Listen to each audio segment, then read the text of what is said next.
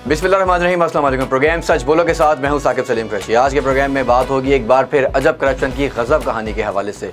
मुस्तकिल तौर पर इदारों में होने वाली करप्शन को बेनकाब कर रहा हूं और मुस्तकिल तौर पर वज़ीर-ए-आज़म पाकिस्तान इमरान खान और उनकी टीम को आगाह कर रहा हूँ, इन्फॉर्म कर रहा हूँ, बता रहा हूँ कि किस तरह इदारों में रोज़ बरोज़ करप्शन में इजाफा होता जा रहा है, बदनवानियाँ बढ़ती जा रही हैं और वज़ीर-ए-आज़म पाकिस्तान इमरान खान का जो विज़न है कि clean up Pakistan from the corruption, लेकिन वो मुकम्मल नहीं हो पा रहा है। आखिर कैसे ये ख्वाब पूरा होगा, कैसे जो है इस विजन की अमल दरामद इस पर किया जाएगा, क्योंकि जब भी करप्शन पे एहतसाब के लिए आगे बढ़ा जाता है तो इदारों में बैठे हुए सरबराहान जो है वो खुद सरपरस्ती में कहीं ना कहीं शामिल होते हैं या फिर केसेस को दबा दिया जाता है।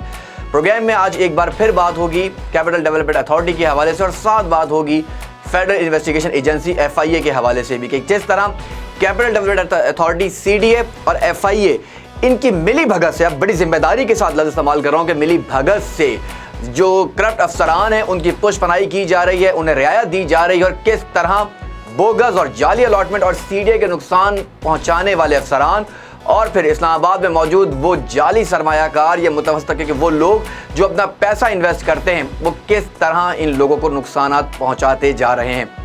कैपिटल डेवलपमेंट अथॉरिटी में तकरीबन 250 से ज़ायद केसेस ऐसे हैं जो FIA को रेफ़र किए गए और FIA इन केसेस के ऊपर सिर्फ खामोश तमाशाई बनकर बैठा हुआ है। फाइलों का गत्था FIA में अगर आप जाएं तो FIA का जो कॉर्पोरेट क्राइम सर्कल है जिसकी हुदूद में ये सारे केसेस आते हैं तो वहाँ फाइलों की अलमारियाँ भरी हुई हैं केसेस से, लेकिन सिर्फ अगर नज़र आ रहा है तो ताख़ीर पे ताख़ीर। जब FIA के लोगों से, अफसरान से, डायरेक्टर वकार चौहान साहब से मौक़िफ़ लिया जाता है तो सिर्फ अल्फाज इस्तेमाल किए जाते हैं कि हमारे पास स्टाफ मौजूद नहीं है।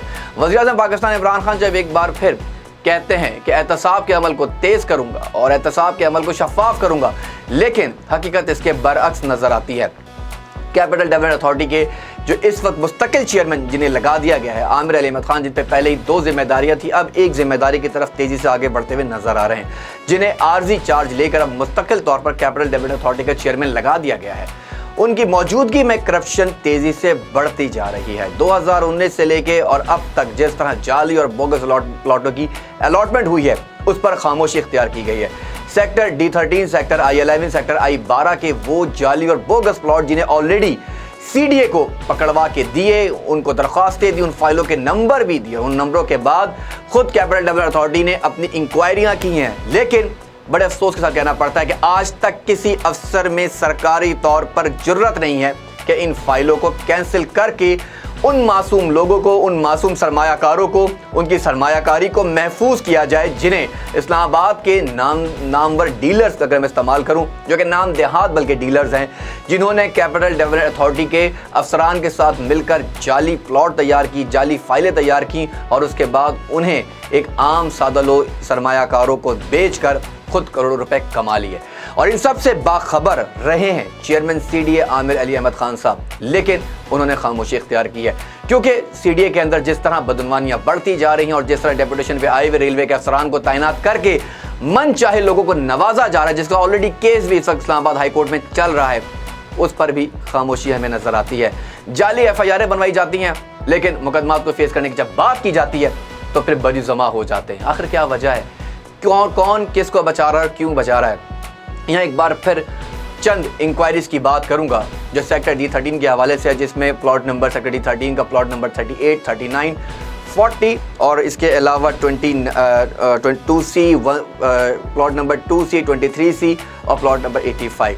ये वो प्लॉट्स हैं जो सेक्टर D13 के जाली और बोगस प्लॉट है, जिनकी अलॉटमेंट ना सिर्फ जाली की गई बल्कि इनका कागजात ही जाली तैयार किए गए। अब बड़ी अजीब सी बात है कि प्लॉट नंबर 38, 39, 40 बड़े अहम प्लॉट थे, बड़ी अहम लोकेशन के प्लॉट थे जिनके जाली दस्तावेजात बनाए गए। इस तरह plot number 2C, plot number 23C और प्लॉट नंबर 23 और उसके बाद प्लॉट 85, ये सारे कागजात जाली बनाए गए।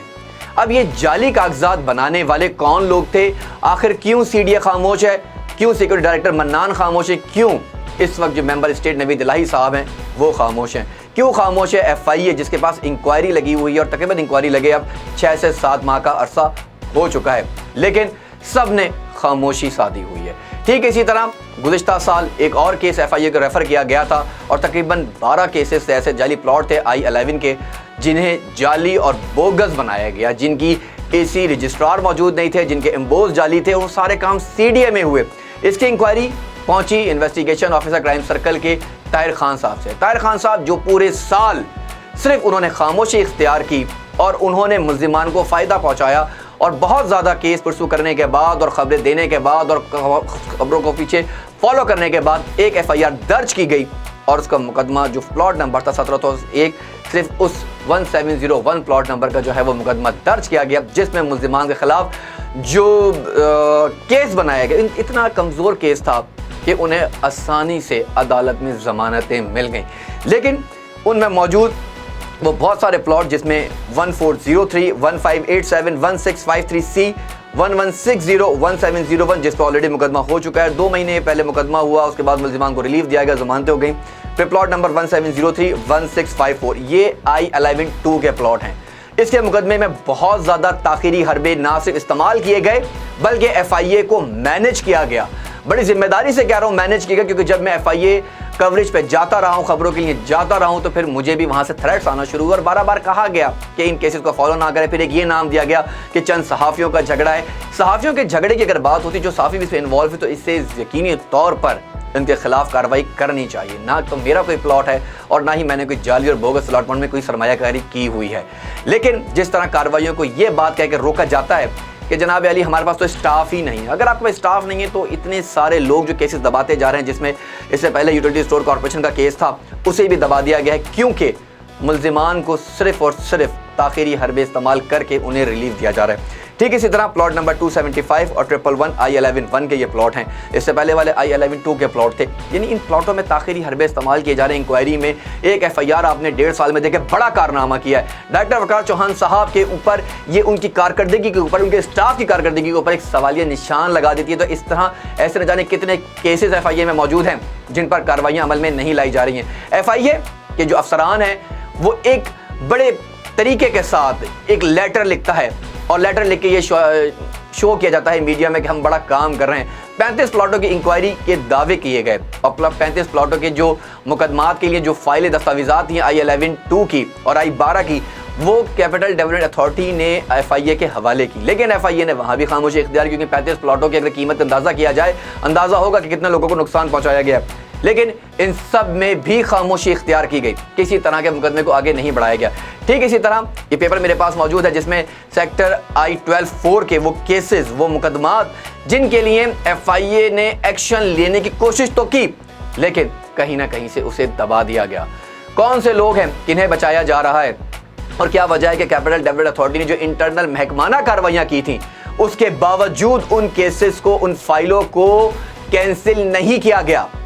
Adviser to prime minister on CDA जनाब अली नवाज जवान साहब से जब मैंने खुद इंटरव्यू किया, उनसे बात की, उन तमाम चीज़ों से गोशवार करवाया कि तमाम ये मामलात हैं, तो आपने कहा एक्शन होगा, लेकिन एक्शन नहीं हो रहा, क्योंकि लगता है कहीं ना कहीं सब जगह हिस्सा जा रहा है, चाहे उसमें चेयरमैन CDA हो, डायरेक्टर सिक्योरिटी मन्नान हो, या डायरेक्टर स्टेट नवीद इलाही साहब हो, मेंबर स्टेट जिनके पास प्लानिंग का भी ओहदा था, इजाफी चार्ज था। ये सारे कहीं क्यों खामोश हैं भाई? आप बताएं, आप प्रेस कॉन्फ्रेंस क्यों नहीं करते कि मेरे किसी एक खबर के ऊपर भी कोई गलत चीज़ साबित होती है तो आप आएँ, आके बताएं, अपना मौक़िफ़ दें। चेयरमैन CDA ने 12 बार इंटरव्यू देने के लिए टाइम तो कहा कि देता हूं, लेकिन जब सवालात की दिए जाते हैं तो उसके बाद खामोशी इख्तियार की जाती है, क्योंकि फिर कहा जाता है कि हम बताएंगे, हम करेंगे, हमने इंक्वायरियाँ मार्क कर दी हैं। ये कैसी इंक्वायरियाँ मार्क की जा रही हैं जब कैपिटल डेवलपमेंट अथॉरिटी को अरबों रुपए का नुकसान पहुँचा दिया गया है?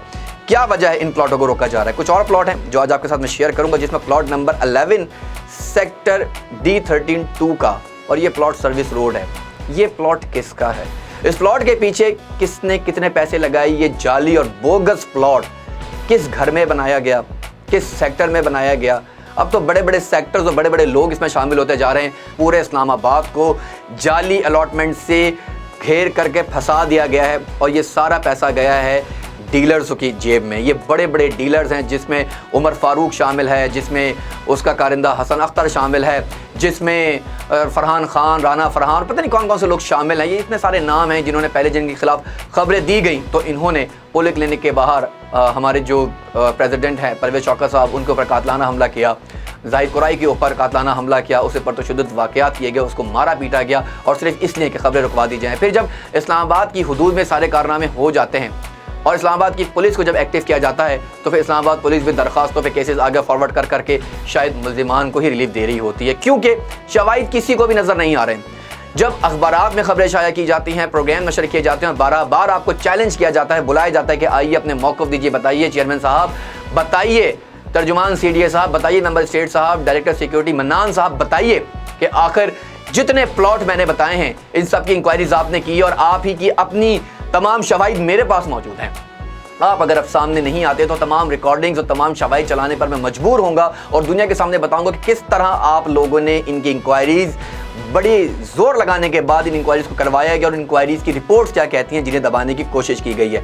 FIA में भी सेक्टर 13 के तमाम प्लॉट्स जो नंबर्स मैंने आपको बताए थे, जिसमें प्लॉट नंबर 38, 39, 40, 2C, 23C, 23 और 49, ये सारे वो प्लॉट्स हैं जो जाली और बोगस जिनकी कंफर्मेशन हो चुकी है, लेकिन FIR अभी तक नहीं दी गई हैं। इन FIRों के लिए भी आगे काम हो रहा है, कुछ लोगों को संबंध भी किया जा रहा है, कब इस पर काम होगा ये भी देखते हैं। लेकिन डायरेक्टर वकार चौहान साहब, आपके लिए एक बड़ा चैलेंज है। कुछ नए प्लॉट जैसे मैंने आपको कहा कि मजीद बताऊंगा, जिसमें प्लॉट नंबर 730 I-12-4 और प्लॉट नंबर 54 I-12-4।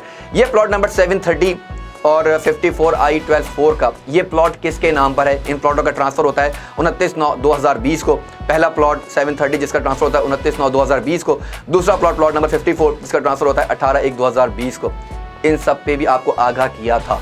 ये सारे प्लॉट जाली और बोगस हैं, इनको चेक करवाइए, इनको देखिए कि इसमें क्या हो रहा है। ठीक इसी तरह आज तक इस्लामाबाद में जब हम बात करते हैं कैपिटल डेवलपमेंट अथॉरिटी में, तो जो दरख्वास्त दी गई थी जिसमें प्लॉट नंबर 279 I-11-1 और प्लॉट नंबर 477 I-11-1, इनके कागजात को ज़मीन खा गई या आसमान निकल गया कि जाली और बोगस अलॉटमेंट CDA से ही गायब कर दिए गए। क्योंकि जब इसके ऊपर डिप्टी डायरेक्टर और डायरेक्टर सिक्योरिटी मन्नान साहब को इंक्वायरीज़ के लिए कहा गया, दरख्वास्त दी गई जो कि रिटर्न मौजूद है, वो तमाम तर शवाहिद मौजूद हैं। बार कह रहा हूँ कि आपकी एक मूव मेरे पास मौजूद है कि जिसमें जब आपसे जो भी मामला होते गए, आपसे बात होती गई, आपसे मुलाकात होती गई, वो तमाम CCTV फुटेज भी, तमाम चीज़ें मेरे पास मौजूद हैं जिन्हें आप सामने लाऊंगा और बताऊंगा कि इंक्वायरीज क्यों दबाई जा रही है। प्रोग्राम का वक्त यहाँ ख़त्म हो जाता है। इंशाल्लाह आपसे कल मुलाकात होगी मज़ीद कुछ नई डेवलपमेंट के साथ। मुझे दीजिए इजाज़त, अल्लाह ने के बाद।